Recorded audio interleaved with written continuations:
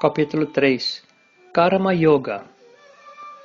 Arjuna disse: Ó Janardana, ó Keshava, se você acha que a inteligência é melhor do que o trabalho fruitivo, por que você quer que eu lute nesta guerra terrível? Minha inteligência ficou confusa com suas instruções equívocas. Portanto, por favor, diga-me decisivamente o que será mais benéfico para mim.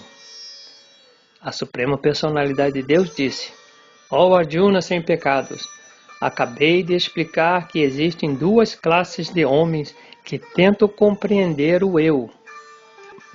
Uns se inclinam a compreendê-lo pela especulação filosófica empírica e outros pelo serviço devocional. Só por nos abstermos da ação não significa que estamos livres da reação, nem somente pela prática da renúncia pode-se atingir a perfeição. Todos são irremediavelmente forçados a agir segundo as qualidades que adquirem dos modos da natureza material. Portanto, ninguém pode deixar de fazer algo, nem mesmo por um momento. Aquele que restringe os sentidos da ação, porém, cujas mentes continuam nos objetos dos sentidos, de certo ilude a si mesmo e é chamado de impostor. Por outro lado, se uma pessoa sincera utiliza a mente para tentar controlar os sentidos ativos e passa então a praticar Karma Yoga em consciência de Krishna, sem apego, ela é muito superior.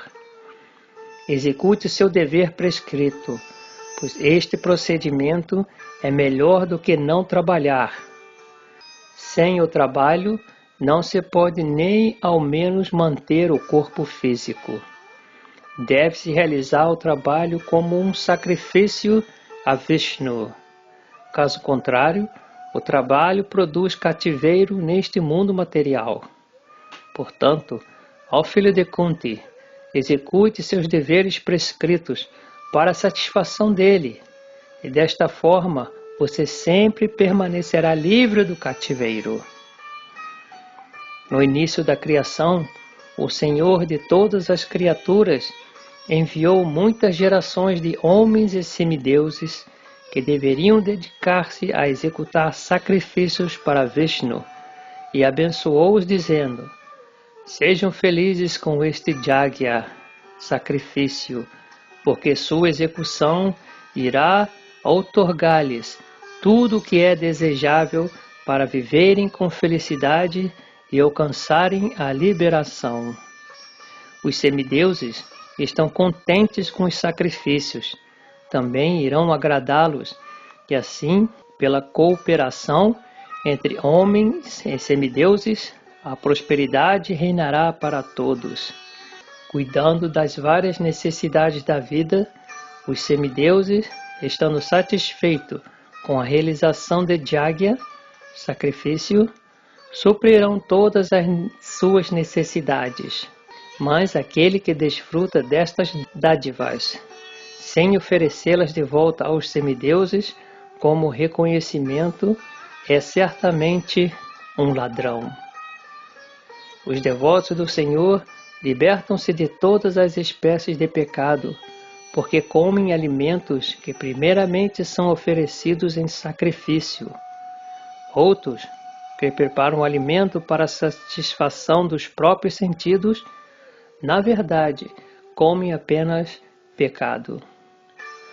Todos os corpos vivos subsistem de grãos alimentícios, que são produzidos através das chuvas. As chuvas são produzidas pela execução de Jagya, e Jagya nasce dos deveres prescritos. Atividades reguladas são prescritas nos Vedas, e os Vedas manifestam-se diretamente da Suprema Personalidade de Deus. Por conseguinte, a transcendência onipenetrante situa-se eternamente nos atos de sacrifício. Meu querido Arjuna, aquele que na vida humana não segue este ciclo de sacrifício estabelecido pelos Vedas, certamente leva uma vida cheia de pecado. Vivendo só para a satisfação dos sentidos, a pessoa vive em vão. Mas, para aquele que sente prazer no eu e utiliza a vida humana para buscar autorrealização, satisfazendo-se apenas no eu, plenamente saciado, para ele não há dever. O homem autorrealizado não tem um propósito a cumprir no desempenho de seus deveres prescritos. Tampouco tem ele alguma razão para não executar tal trabalho. Nem tem ele necessidade alguma de depender de nenhum outro ser vivo. Portanto, sem se apegar aos frutos das atividades, deve-se agir por uma questão de dever, pois trabalhando sem apego, alcança-se o Supremo. Reis tais como Janaka alcançaram a perfeição com a simples execução dos deveres prescritos. Portanto, apenas para educar o povo em geral, você deve executar seu trabalho. Qualquer ação executada por um homem importante é copiada pelos homens comuns, e o mundo inteiro procurará imitar os padrões que ele estabelecer através de seus atos exemplares. Ó filho de Pritha, não há trabalho prescrito para mim dentro de todos os 3 sistemas planetários, nem sinto falta de nada, nem tenho necessidade de obter algo. E mesmo assim, ocupo-me nos deveres prescritos. Pois se eu alguma vez deixasse de me ocupar na cuidadosa execução dos deveres prescritos, ó Partha, de certo, todos os homens seguiriam o meu caminho. Se eu não executasse deveres prescritos, todos estes mundos seriam levados à ruína. Eu seria a causa da criação de população indesejada, e com isso eu destruiria a paz de todos os seres vivos. Assim como os ignorantes executam seus deveres com apego aos resultados, os eruditos também agem similarmente, mas sem o apego, e com o propósito de conduzir as pessoas no caminho certo. Para não perturbar a mente dos homens ignorantes, apegados aos resultados fruitivos dos deveres prescritos, o sábio não deve induzi-los a parar de trabalhar. Ao contrário, trabalhando com espírito de devoção, ele deve ocupá-los em todas as espécies de atividades para que pouco a pouco desenvolvam a consciência de Krishna. Confusa, a alma espiritual, que está sob a influência do falso ego, julga-se a autora das atividades que, de fato, são executadas pelos 3 modos da natureza material. Aquele que tem o conhecimento da verdade absoluta, ó pessoa de braços poderosos, não se ocupam com os sentidos e com o prazer dos sentidos, sabendo bem a diferença entre o trabalho em devoção e o trabalho em busca de resultados fruitivos. Confundido pelos modos da natureza material, os ignorantes ocupam-se completamente em atividades materiais e tornam-se apegados. Mas os sábios não devem perturbá-los, embora estes sejam deveres inferiores devido à falta de conhecimento dos que o executam. Portanto, ó Arjuna, rendendo todas as suas tarefas a mim, em pleno conhecimento de mim, sem desejos de lucro, sem alegar posse de nada, e livrando-se da letargia, lute.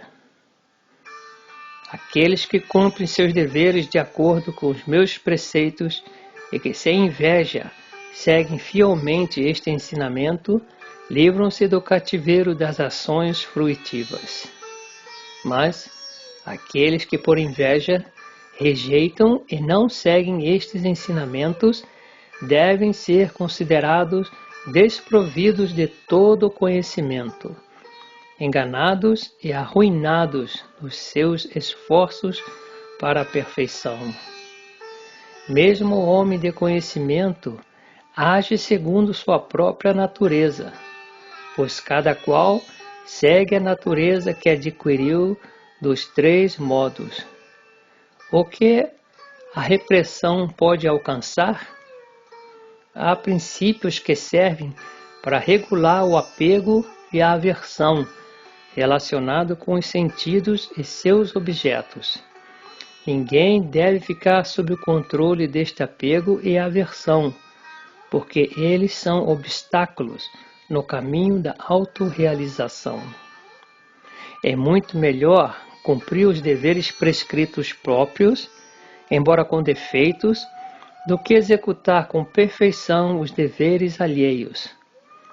A destruição durante o cumprimento do próprio dever é melhor do que ocupar-se nos deveres alheios, pois seguir o caminho dos outros é perigoso. Arjuna disse: Ó descendente de Vrishni, o que impele alguém a atos pecaminosos, mesmo contra sua vontade, como se ele agisse à força? A Suprema Personalidade de Deus disse: é somente a luxúria, Arjuna, que nasce do contato com o modo material da paixão e mais tarde se transforma em ira, que é o inimigo pecaminoso que a tudo devora neste mundo. Assim como a fumaça cobre o fogo, o pó cobre um espelho, ou o vento cobre um embrião, diferentes graus de luxúria cobrem o ser vivo.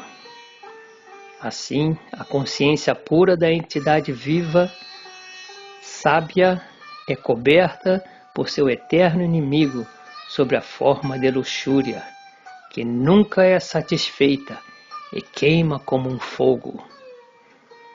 Os sentidos, a mente e a inteligência são os lugares de assento para esta luxúria. Através deles, a luxúria confunde o ser vivo e obscurece o verdadeiro conhecimento que ele possui. Portanto, ó Arjuna, ó melhor dos Bharatas, desde o início, refreie-se este grande símbolo de pecado, a luxúria, regulando os sentidos, e aniquile este destruidor do conhecimento e da autorrealização. Os sentidos funcionais são superiores à matéria bruta. A mente é superior aos sentidos. Por sua vez, a inteligência é mais elevada do que a mente. E ela, a alma, é superior à inteligência. Assim, sabendo que é transcendental aos sentidos, à mente e à inteligência materiais, ó Arjuna de braços poderosos, a pessoa deve equilibrar a mente por meio de deliberada inteligência espiritual, consciência de Krishna, e assim, pela força espiritual, vencer este inimigo insaciável, conhecido como luxúria. Capítulo 4. O conhecimento transcendental. A personalidade de Deus, o Senhor Shri Krishna disse: ensinei esta imperecível ciência da yoga ao Deus do Sol, Vivaswan, e Vivaswan ensinou a Manu, o pai da humanidade, e Manu, por sua vez, ensinou a Ikshvaku. Esta ciência suprema foi assim recebida através da corrente de sucessão discipular, e os reis santos compreenderam-na desta maneira. Porém, com o passar do tempo, a sucessão foi interrompida e, portanto, a ciência, como ela é, parece ter se perdido. Esta antiquíssima ciência da relação com o Supremo é falada hoje a você por mim, porque você é meu devoto, bem como meu amigo, e pode, portanto, entender o mistério transcendental que há nesta ciência. Arjuna disse: o Deus do Sol, Vishwaswan, nasceu antes de você, como poderei entender que no começo você lhe ensinou esta ciência? A personalidade de Deus disse: tanto você quanto eu já passamos por muitos e muitos nascimentos. Posso lembrar-me de todos eles, porém você não pode, ó subjugador do inimigo.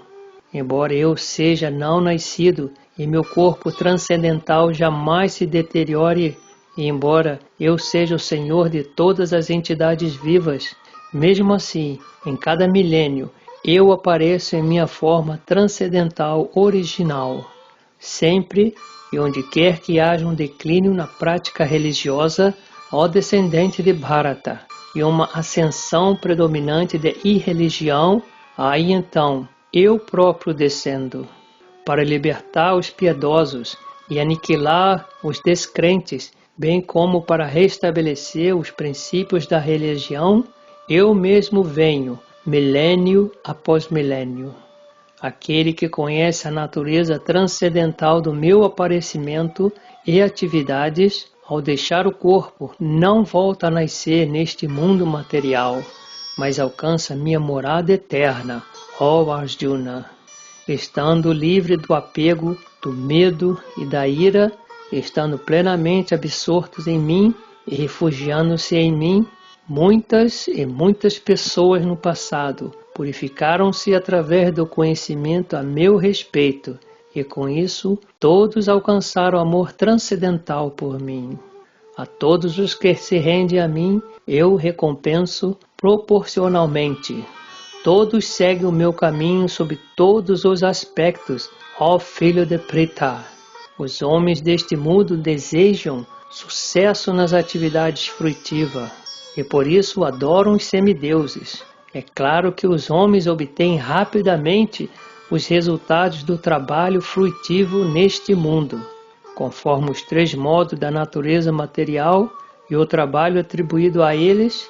As 4 divisões da sociedade humana são criadas por mim, e apesar de ser o criador deste sistema, você deve saber que eu continuo sendo aquele que não age, sendo imutável. Não há trabalho que me afete, tampouco eu aspiro aos frutos da ação. Aquele que entende esta verdade sobre mim também não se enreda nas reações do trabalho fruitivo. Nos tempos antigos, todas as almas liberadas agiram com esta compreensão acerca de minha natureza transcendental. Portanto, você deve executar o seu dever, seguindo-lhes os passos. Até mesmo os inteligentes ficam confusos em determinar o que é ação e o que é inação. Agora passarei a explicar-lhe o que é ação, e conhecendo isto, você se libertará de todo o infortúnio.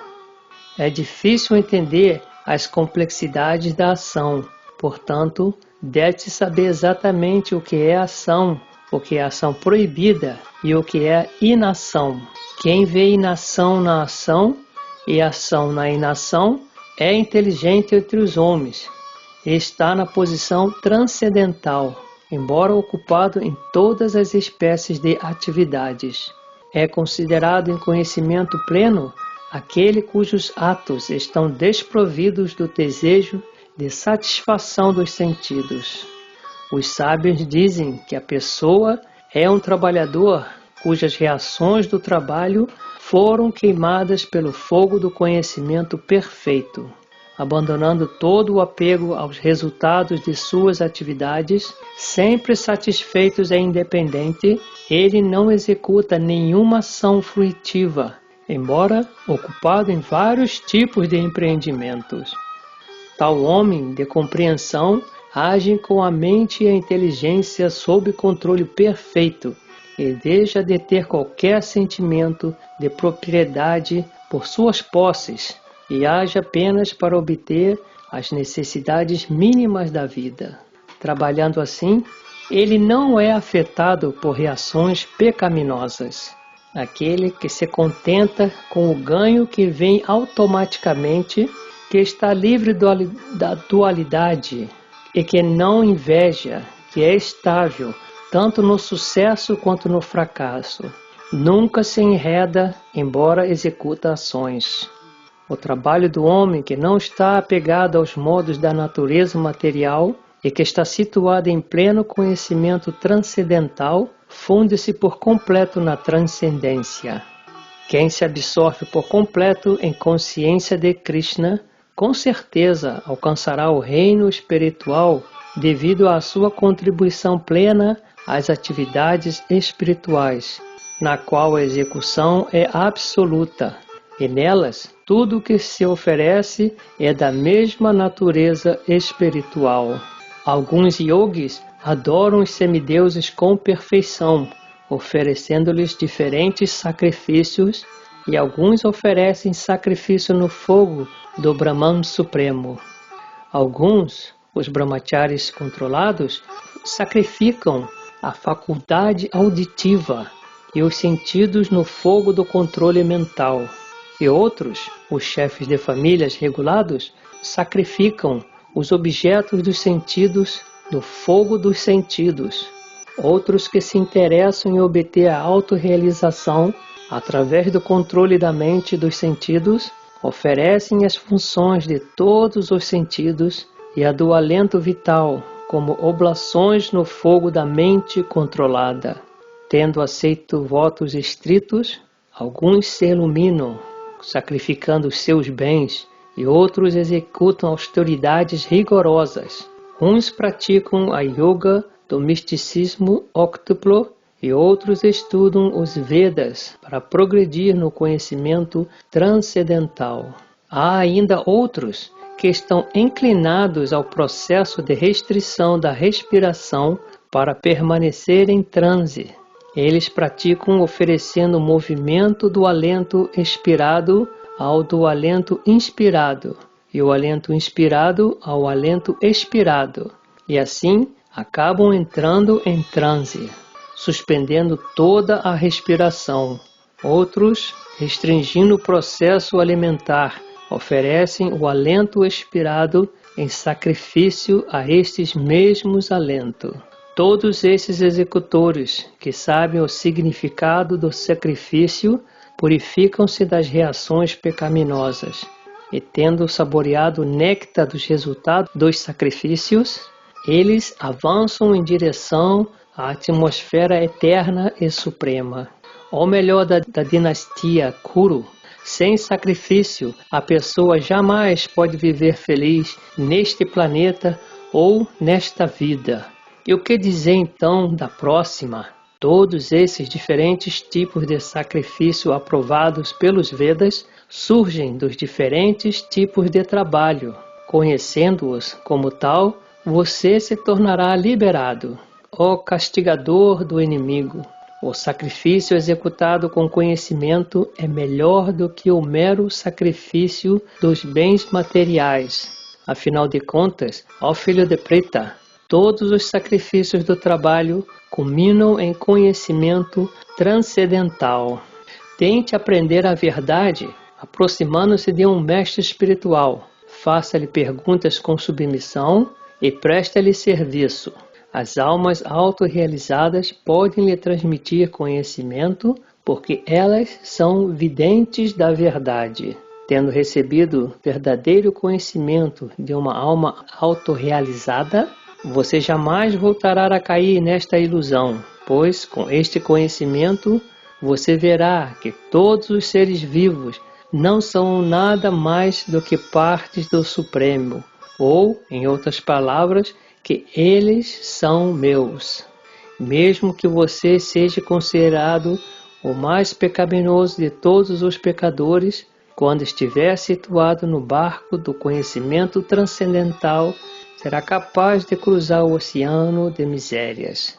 Assim como o fogo ardente transforma a lenha em cinza, ó Arjuna, do mesmo modo, o fogo do conhecimento reduz a cinzas todas as reações às atividades materiais. Neste mundo, não há nada tão sublime e puro como o conhecimento transcendental. Este conhecimento é o fruto maduro de todo o misticismo.